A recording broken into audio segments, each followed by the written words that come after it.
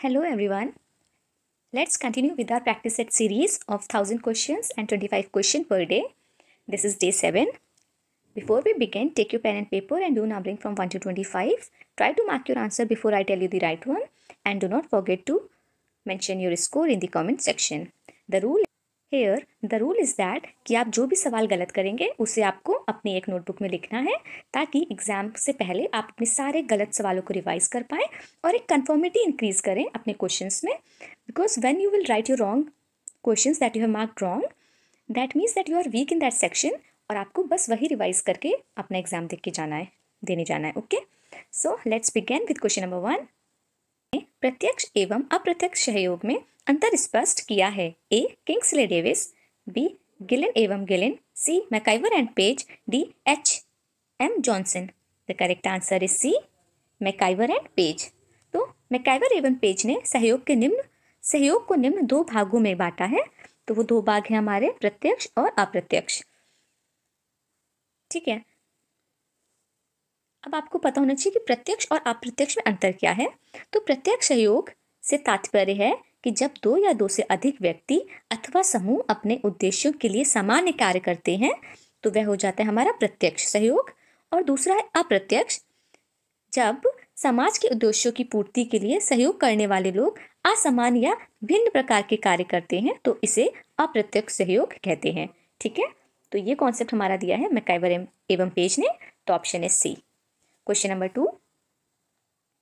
किसने जाति व्यवस्था का विश्लेषण शुचिता और प्रदूषण, यहाँ पे शुचिता नहीं होगा, यहाँ पे होगा शुद्धता और प्रदूषण की अवधारणा के आधार पर किया है. A. L Dumont, B. G.H. Hutton, C. A. Beteille, D. G.S. Ghurye. The correct answer is A. L Dumont. तो एल ड्यूमो ने शुद्धता एवं प्रदूषण की अवधारणा का विश्लेषण किया है. Purity and pollution in English it is called. Question number 3. निम्नलिखित में से कौन सुमेलित नहीं है. ए. महिलाओं और संघर्ष, संघ मित्रता चौधरी ने दिया है. बी. महिलाएं एवं नातेदारी, लीला दुबे. सी. लैंगिक असमानता और कानून, फ्लेविया एंगेंस. डी. लिंग और भूमिका आधार, वंदना शिवा. तो इसमें कौन सा सही सुमेलित नहीं है. The correct answer is D. लिंग और भूमिका आधार. ये आपका बीना अग्रवाल ने दिया है, ना कि वंदना शिवा ने. बीना अग्रवाल. ठीक है, the correct answer is Beena Agarwal. Question number 4. निम्न में से किसने स्त्रीकरण को श्रेणी क्रम की अवधारणा को प्रारंभ किया. A. M. N. Srinivas, B. Louis Dumont, C. S. C. Dube, D. F. G. Bailey. The correct answer is B. Louis Dumont ने. Question number 5. लोम्बोर्सो द्वारा वर्णित अपराधियों के वर्गीकरण में कौन सा अपराधी सम्मिलित नहीं है. तो कौन सा अपराधी सम्मिलित नहीं है. लोम्बोर्सो जब क्रिमिनल्स को क्लासिफाई करते हैं तो उस क्लासिफिकेशन में कौन सा अपराधी सम्मिलित नहीं है ये पूछा है. तो ऑप्शंस है. ए. जन्मजात अपराधी, बी. पागल अपराधी, सी. आकस्मिक अपराधी, डी. पेशेवर अपराधी. The correct answer here is D. पेशेवर अपराधी. तो पेशेवर अपराधी सम्मिलित नहीं है. Question number 6. निम्नलिखित लेखकों के स्त्रीकरण को सैद्धांतिक अध्ययन का कालक्रम के अनुसार बताइए. ठीक है, तो हमें सैद्धांतिक अध्ययन का कालक्रम के अनुसार बताना है. तो ऑप्शंस है. A. Max Weber, Karl Marx, Robert Linton, C. W. Mills. B. Karl Marx, C. W. Mills, Max Weber and Robert Lynd. C. Karl Marx, Max Weber, C. W. Mills and Robert Lynd. D. Karl Marx, Max Weber, Robert Lynd and C. W. Mills. The correct answer here is D. सबसे पहले हमारे Karl Marx है, फिर Max Weber, फिर Robert Lynd, फिर C. W. Mills. Question number 7. Lundberg ने वैज्ञानिक पद्धति के कितने चरणों का उल्लेख किया. A. 4, B. 5, C. 6, D. 7. The correct answer is A. 4. Lundberg ने वैज्ञानिक पद्धति के 4 चरणों का उल्लेख किया है. The correct answer is 4. Question number 8. Radical hope के लेखक कौन है. A. Frantz Fanon, B. Karl Marx, C. Jonathan Lear, D. Max Weber. The correct answer is C. Jonathan Lear. तो रेडिकल होप के लेखक हैं जोनाथन लियर.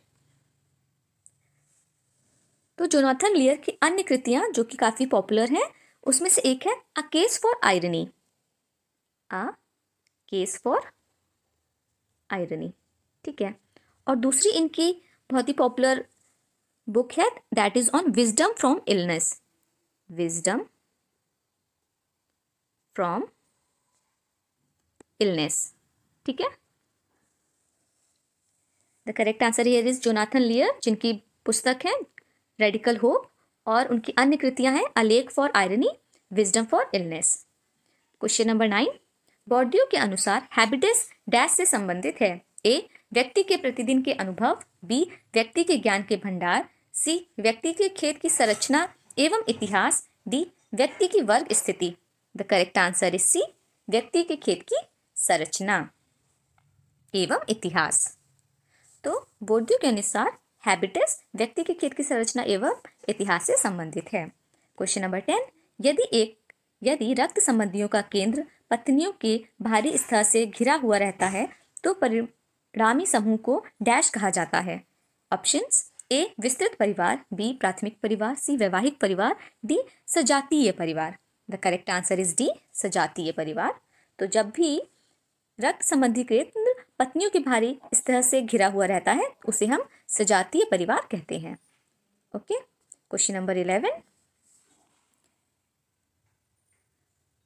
विपिन चंद्र के अनुसार सांप्रदायिकता एक विचारधारा है और इस संदर्भ में विचारधारा का अर्थ है ए हिंसा चलित मानसिकता, बी एक मूल्य प्रणाली द्वारा प्रेरित विचार, सी समाज अर्थव्यवस्था और राजनीति के बारे में कुछ मान्यताओं पर आधारित विश्वास प्रणाली, डी विकृत समझ।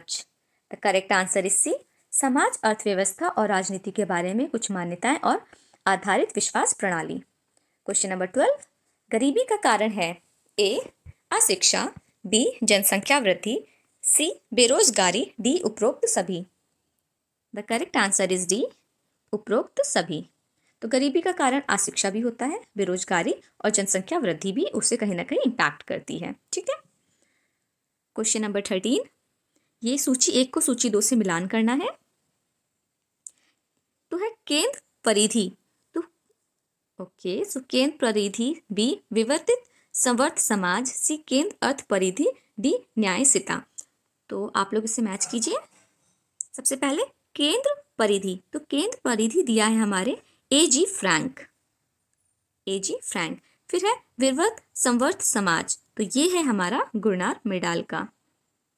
फिर है केंद्र अर्थ परिधि, तो ये दिया है हमें समीर अमीन ने। फिर है न्यायसिता, तो न्यायसिता देते हैं ए.के. गांधी। तो correct answer here is B, A का 4, बी का 3, सी का 2 एंड डी का 1। Correct answer is B here. Question number 14, अल्पतंत्र का लोह नियम विचार किसने दिया? A Robert Michael, B Almond Powell, C C W. Mills, D Karl Marx. The correct answer is A Robert Michael. तो राजनीतिक बलों की क्रिया के संबंध में रॉबर्ट माइकल मिशेल्स ने अल्पतंत्र का लोह सिद्धांत की बात कही है। किसने बात कही है? ये रॉबर्ट माइकल ने। जर्मन समाज वैज्ञानिक, ये एक जर्मन समाज के वैज्ञानिक हैं। रॉबर्ट माइकल ने अपनी प्रसिद्ध कृति पॉलिटिकल पार्टीज में गुणतंत्र का लोह नियम का निरूपण करते हुए यह विचार व्यक्त किया है। तो दूसरा हमें यह पता होना चाहिए कि रॉबर्ट माइकल की जो पुस्तक है दैट इज, जिसमें इन्होंने अल्पतंत्र का लोह का नियम का विचार दिया है, उस बुक का नाम हमें पता होना चाहिए, दैट इज पॉलिटिकल पार्टीज। ठीक है, तो political parties book is written by Robert Michael, जिसमें उन्होंने अल्पतंत्र का लोह नियम का विचार दिया है। क्वेश्चन नंबर 15, सामान्य में विशिष्ट की ओर तर्क की प्रक्रिया जानी जाती है। ए आगमन, बी निगमन, सी अनुभव, डी अवलोकन। The correct answer is B निगमन।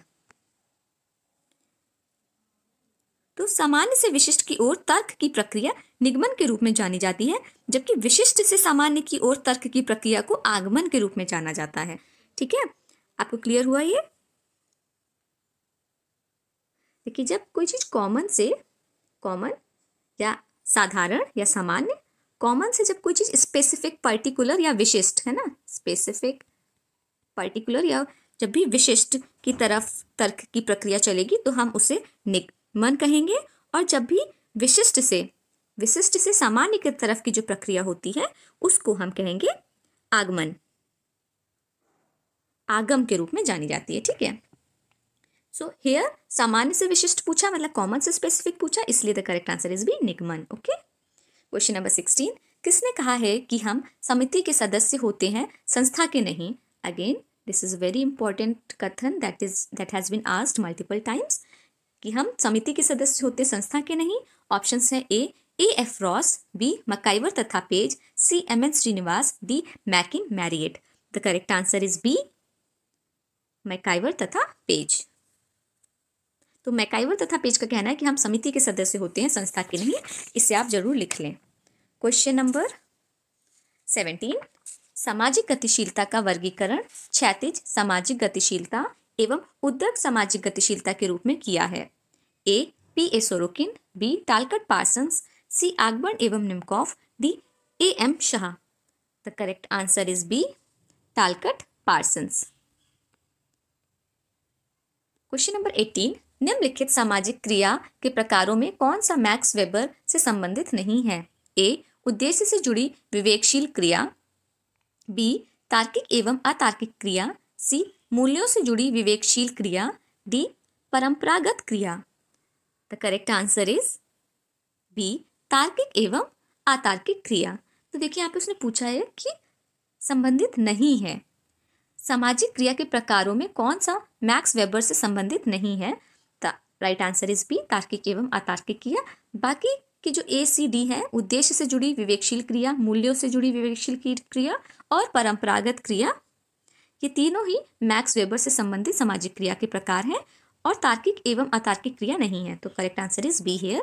तो जब भी आप क्वेश्चन अटेम्प्ट करोगे तो उसने क्या पूछा है उसको आप जरूर मार्क करें, नहीं शब्द को तो जरूर ही गोला बनाएं और फिर आगे क्वेश्चन को सॉल्व करें। क्वेश्चन नंबर 19, सहसंबंधक गुणांक सदैव इन के मध्य होते हैं।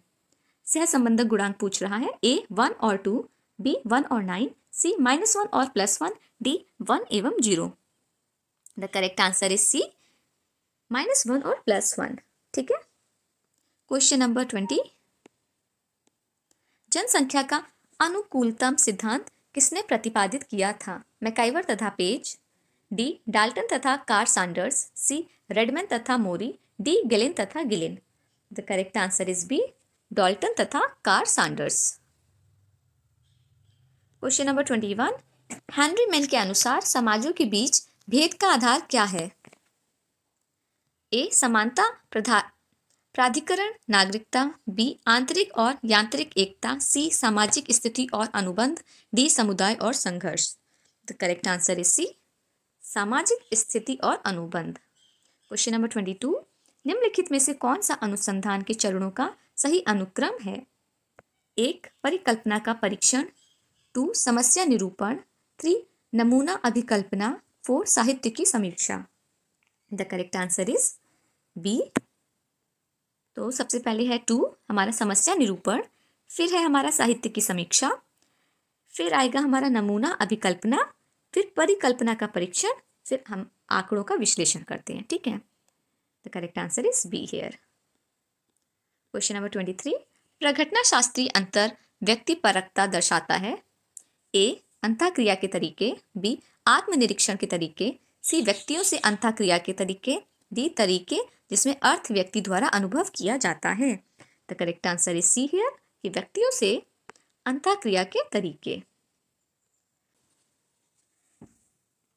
एम फूको के लिए निम्नलिखित में से कौन सा कथन सही नहीं है?